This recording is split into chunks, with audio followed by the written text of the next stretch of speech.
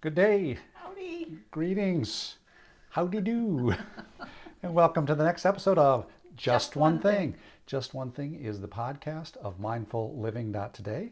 You can find us on Facebook at The Mindful Couple, and we would love for you to join our really supportive group on Facebook groups, which is Mindful Living Today with Lisa and Brad, and we are on Instagram at The Mindful Couple. I got them all! Yay, you win. Today we are going to talk about what I'm entitling Find Alternative Stories. And what I mean is when you encounter difficulties in life, we often have stories that are behind those in the first place. And when somebody like steps in front of you in line, you think, oh, that is just a rude and nasty person. Well, so that is the story that immediately comes to you. So I'm Right. saying find an alternative story.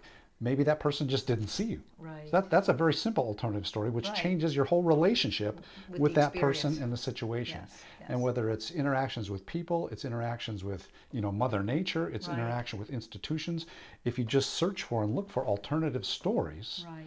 I think it can change your whole view of life.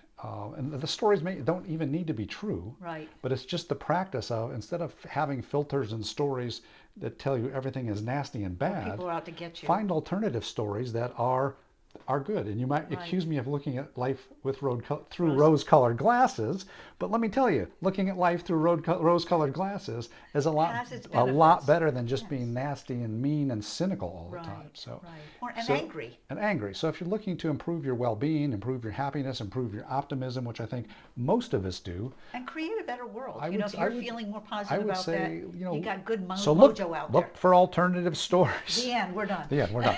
So I have a couple of things I can probably come up with that I think have helped me over the years. But let me ask you, when I came up with this topic, You didn't come up with this topic. I came up with this when we topic. came up with this topic, tell me what prompted you to come up with this topic for today.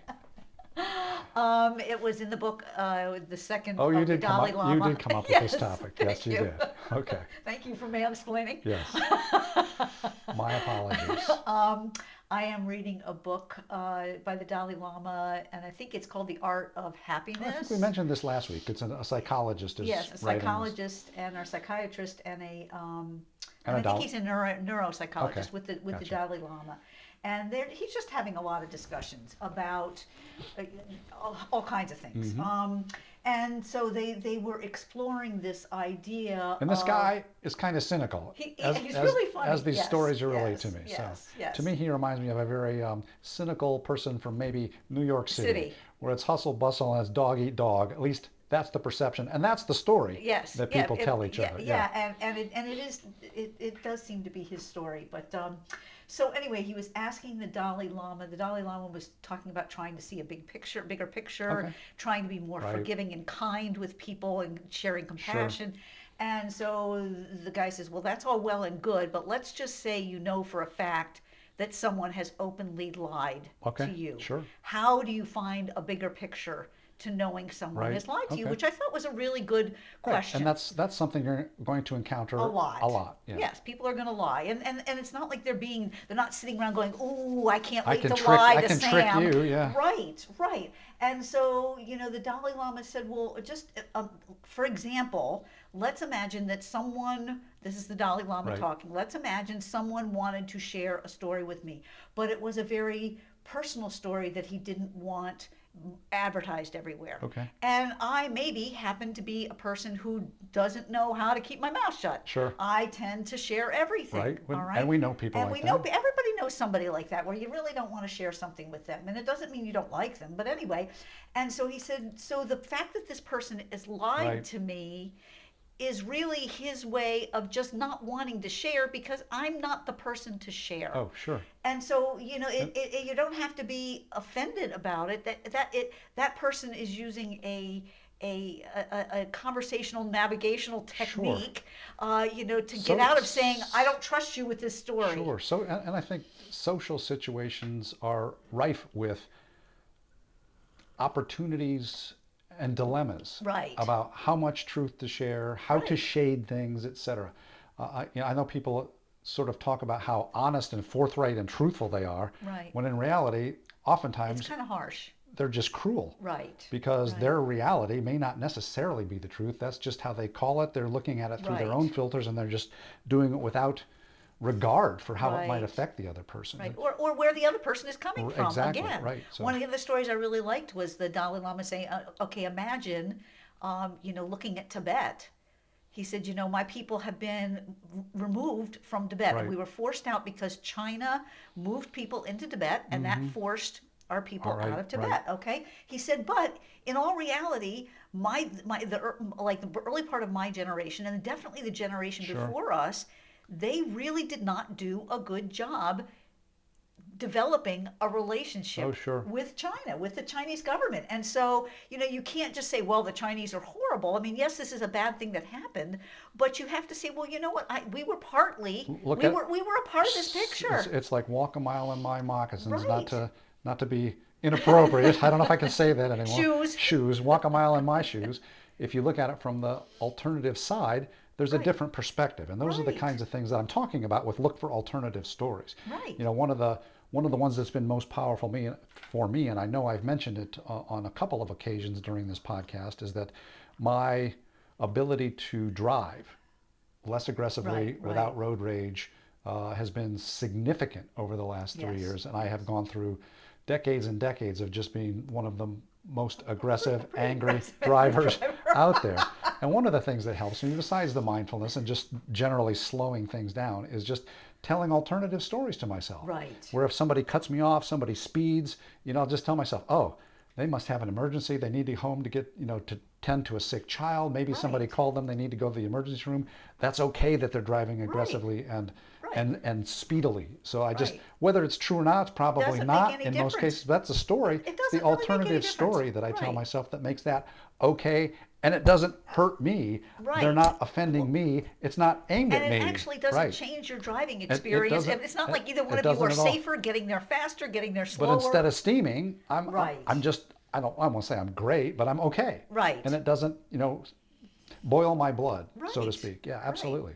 And so I think, the more we can look at, just imagine another story. Sure. Imagine that this person is not out to get you. Imagine that this person is not, I often think of I took, I think it was a history class, maybe in college, Sure. where we were asked to look at what was written as the facts of history. Okay. And we were asked to either find another source Oh, right. or come up with another dialogue Okay. and look at these historical facts of things that happened. Sure. And why somebody was invaded, why somebody was overthrown. And yes, the fact is that whatever it was happened. Yeah. But there definitely is another side of that. And I can't help but think of the, something that happened to us about 2-3 years ago, where there was a family situation, and something happened that a relative got upset with me, Okay. and it was relayed to me that I had taken something. Oh, sure. Yeah. And I said, well, I don't know. In trying to she was very angry, and I said, well, I'm not sure you have the whole story. So, Right. would you like the other side?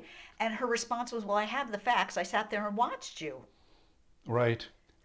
And as a matter of fact, it was Not a, only it was a false memory, because what she was blaming you for, Right. I had actually done. Right. Nobody had witnessed it. Right. And I thought what I was doing was perfectly you fine were- and okay. Well, it was because you were encouraged.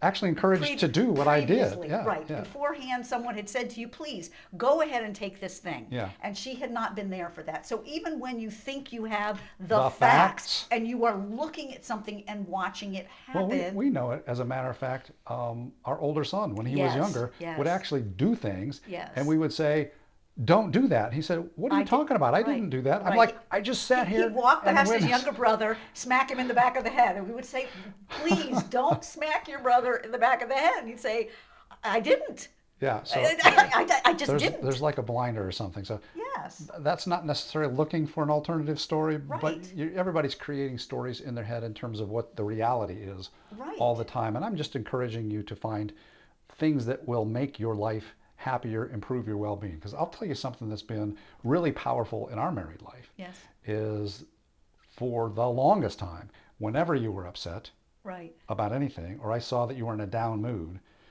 I assumed it was something I had done. Right. And that was Right. the story You that I told told yourself, myself. So I'm right. telling myself a story that, oh, what did I do? Did I ignore you? Did I miss a birthday? Right. Right. Did I go to the gym when I really was supposed to like help fix dinner? Right. And in reality, 9/10 of the time, it I had nothing to do nothing to with do with you. me. You know, Right. it was just something that was going on with you. Right. It might have just I been, was tired. I mean, yeah.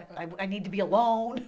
And so instead, now finding alternative stories, I can just say, oh, you maybe you have a headache. Right. But I'll still ask, is there Well, you can something ask, is there something I can do right? to help you? And like, Right. no, but it's made my life so much better realizing I am not responsible for your um, negative Right, moods right, sometimes, right. right? It's Yeah. not, you're not always at fault. What? Right, Right, right. right. And that's the story. You know, the story is, and can you open it up and say, well, maybe what if it's not me? Then Right. what else could it be? Sure. And that may be the place that you start with this Yeah. is, and to me, this is why this is such a mindful topic to me, is the first thing you have to do is allow yourself that space to say, wait a minute, what if this is not what I perceive? Right. And I know there are lots of times social situations you'll say something to somebody and they won't respond. And you'll Right. think, oh my God, they're just They're so so rude, rude. they're angry with me, etc.